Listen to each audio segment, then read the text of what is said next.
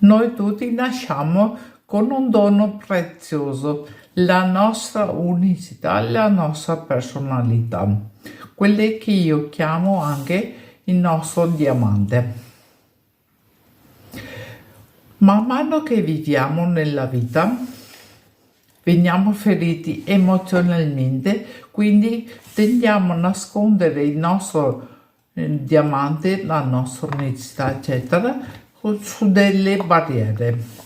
Man mano che viviamo facciamo così, andiamo a nascondere la nostra unicità e ci adattiamo magari alle situazioni per non farci soffrire.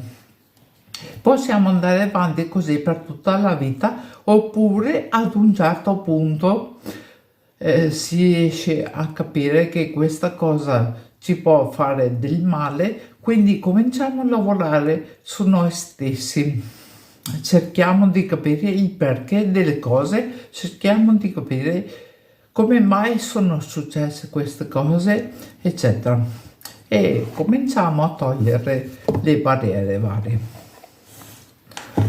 Tu di che categoria fai parte?